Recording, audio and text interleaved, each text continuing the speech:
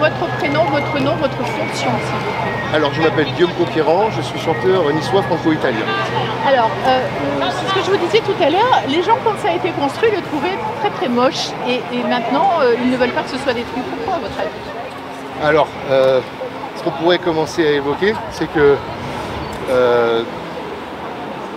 les goûts et les couleurs, ça ne se discute pas. Mais on a la preuve que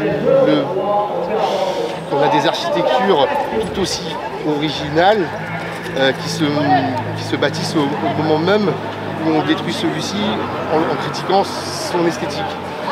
Je fais référence effectivement au bâtiment iconique.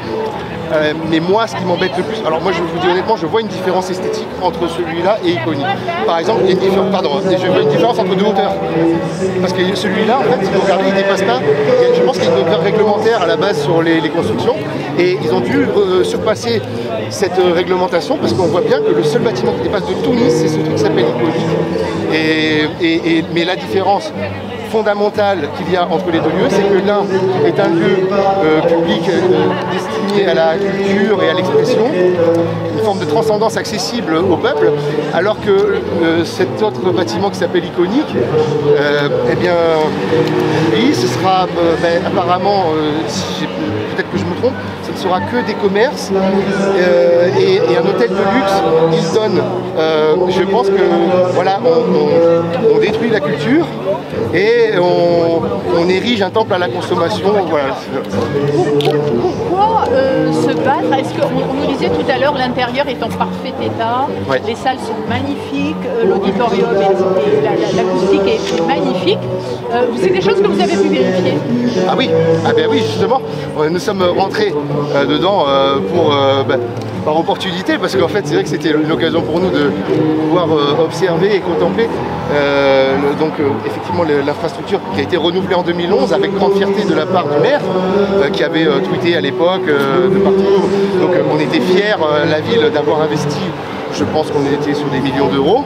C'est comment dedans? C'est en bon état? Alors effectivement, déjà, c'est même pas que c'est en bon état, c'est que c'est immaculé. On dirait que ça vient d'être fait aujourd'hui, peut-être parce que la ville n'a pas assez ouvert le lieu au peuple, je sais pas. Moi je vais donc juste vous dire qu'est-ce qui touche au cœur. Moi je suis né à Nice et le bâtiment venait d'être construit. Pour moi, il a toujours été là. Et donc, je l'aime. Moi, je le trouve beau. Et je me souviens, quand j'étais petit, il y avait un grand apollon qui, lui, était en bronze.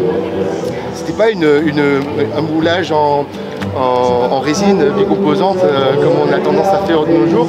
Non, c'était une vraie réalisation.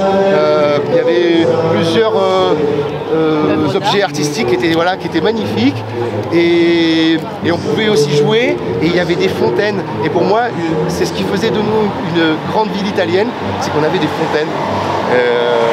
C'est vrai que si on pouvait, en plus de protéger Acropolis, le sauver, si on pouvait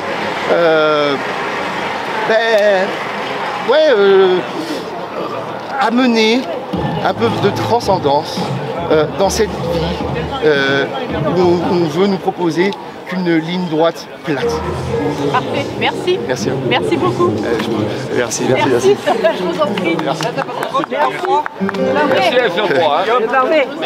Merci à FR3. Merci. Bravo, t'as été bon. Ouais, ça va. Tes vidéos sur Facebook, elles sont vraiment bien, j'adore. Tu travailles dedans? Moi, j'ai travaillé à la rénovation en 2010-2011.